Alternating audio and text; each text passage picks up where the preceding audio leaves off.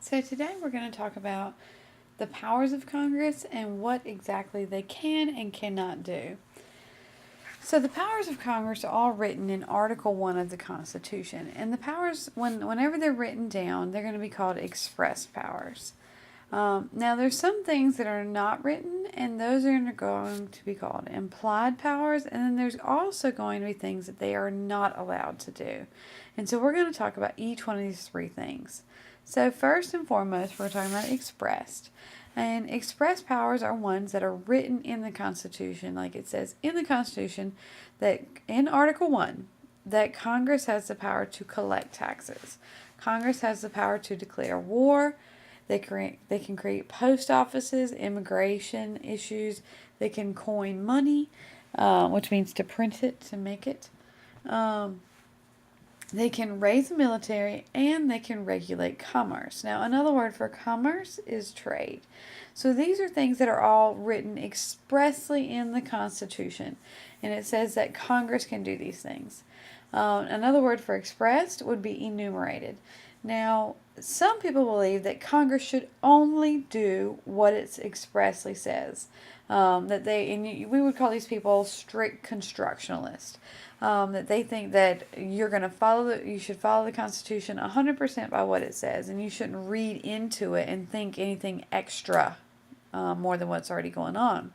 However, Congress put this extra little part in the Constitution called the Necessary and Proper Clause, aka the Elastic Clause. So these things are not written down, but it says in the Constitution that Congress may do things that they view as necessary and proper, aka elastic. So elastic stuff allows things to stretch and change. Now, this implied powers or elastic clause has allowed our Constitution to be able to grow with us as we've changed as a country. So some examples of some things. So in the Constitution, it says Congress can create things as they deem necessary. Well, it doesn't say anything about a bank. However, it does say, from what we just learned, that Congress can coin money. So where are they supposed to keep the money? Well, the natural place is, of course we should put a bank in there, but they didn't put one in there. So what do? Well, they decided to use the necessary proper clause. Instead of changing the Constitution, well, Congress needs to be able to do this. Okay, so Congress can do this. It doesn't say anything about highways in the Constitution.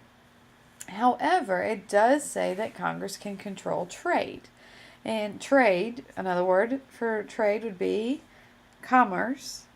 And so if most of our commerce can take place on highways, then that means that Congress can build roads. An air force. An air force would be another thing. That it doesn't say anything in the Constitution about airplanes. Nothing. And there's an easy reason why it doesn't say anything about airplanes is because airplanes had not been invented yet. Nobody had come up with this idea. So what in the world gives Congress the right to regulate a militia or air force, airplanes and to defend our country with things in the sky? It would be the necessary and proper clause. Because it says in the Constitution they can regulate a militia. And a militia, if that means it's going to be in the sky, then who would take care of that? That would be Congress. They can also regulate health insurance because of things like in the preamble. And this is a question they always ask on the final exam, so make sure you take special note. That health insurance is one of those things that, because it says in our preamble that they're supposed to provide for like our health and our safety of our country. Well, your health would certainly fall underneath, or your health insurance would certainly fall underneath that, making sure that we're going to be happy and healthy. Now, there are some things that Congress can absolutely not do. And so I'm going to go through these and I'm going to explain all the powers that Congress cannot do. They cannot have favorites. Just in case you've never been a favorite, that's one of the reasons why like our United States Capitol is not in a state. that they did have it in the state, and they decided that it was too much favoritism going on. So let's put it kind of halfway between the southern colonies and the northern colonies. And so that's what they did. Is so we have Washington, comma, District of Columbia. It's just a district. It's not in a state.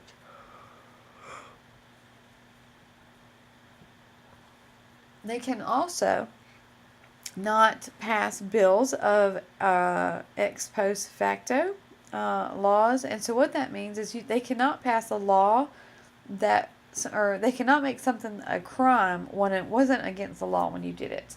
So say, for example, say you were driving down a street and the street had a 35-mile-an-hour sign on it.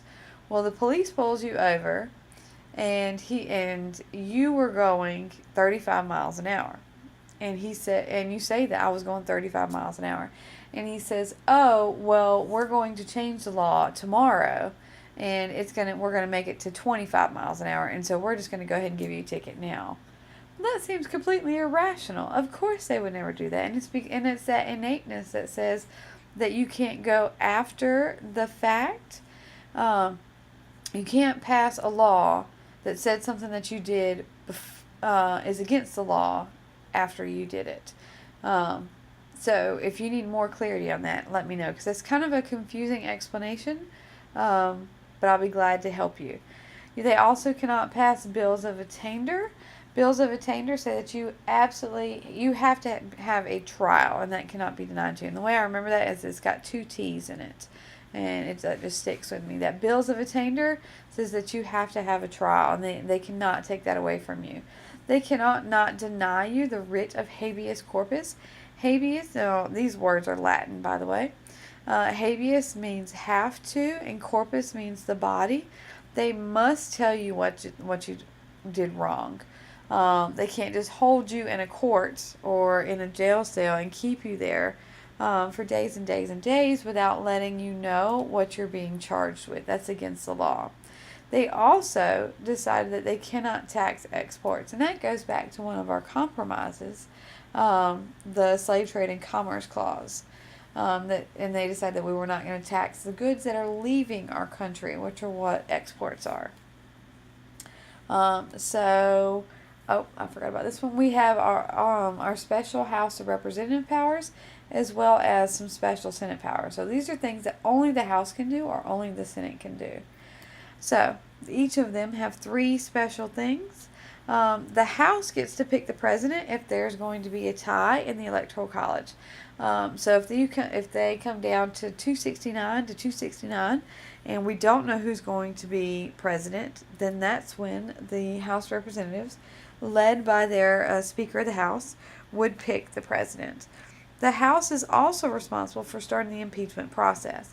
Now, impeach does not mean to kick you out. All impeach means is that I'm going to accuse you of something. So I can accuse you of missing school.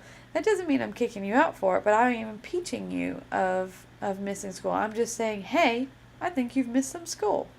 And that's all that the House can do, is they can start the impeachment process. The House is also responsible for passing appropriation bills. Now, appropriation bills are money bills. Let's make sure we define that. Bills that deal with money. That the president cannot just spend money. He's got to get the House of Representatives to agree to say that it's okay to spend money. Now, the House is not actually writing the check over here. They're just saying, sure, yeah, you can spend money. So it's kind of like if you go between your guardians, and if you go to, like, say, your mom, and you say, hey, can I have $20 to go out to eat tonight? And she says, yeah, sure, you can have $20. Go ask your dad. She's not giving you the money, but she's giving you the permission to spend the money. The permission, or the actual money, comes from somewhere else. So the Senate is in charge of authorization bills, which is the, hey, you can spend that money part. But then there's some other things that they can do. Authorization. They're the act of, like, here's the check. The Senate is going to choose the vice president. Now, that's kind of silly now because we have the 12th Amendment. Because if we come back over here, we know that if Barack Obama became president, we knew who the vice president was going to be. But when the Constitution was written, they didn't have that written out. That came with the 12th Amendment. So, they're going to pick the president if there's a tie. Although in this case, like, if there was a tie between Hillary Clinton and Donald Trump, say Donald Trump wins, and that means that the Senate would say that Mike Pence wins the vice presidential ticket, even though we already know it's going to happen. The Senate is also going to be responsible for holding the impeachment trial. So with the House, they're going to be the one saying, hey, I don't think you came to school. However, the Senate is going to be the one that actually holds the trial and brings all the evidence forward. So when people say, we're going to impeach the president, it's not quite that simple, because you have to have the House to accuse, and you've got to have the Senate to actually find them guilty. So like Bill Clinton was impeached. He was our most recent president impeached, and everybody's like, oh, he was impeached. But what does that mean exactly? It means he was accused of perjury, which means lying under oath.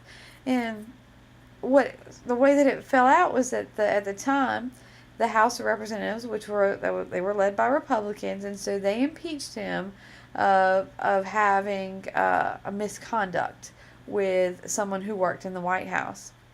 And then the Senate held the trial, and the Senate, being led by Democrats, including his wife being a Democrat, Democratic senator at the time, they found him innocent of that.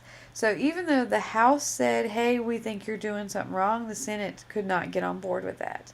The Senate is also responsible for approving treaties and appointments. Treaties between other countries and appointments. We're not talking about dentist appointments. We're talking about things like, hey, I'm going to appoint you to be a judge, or I'm going to appoint you to be the Secretary of State. This is really crucial. So, say it with me here.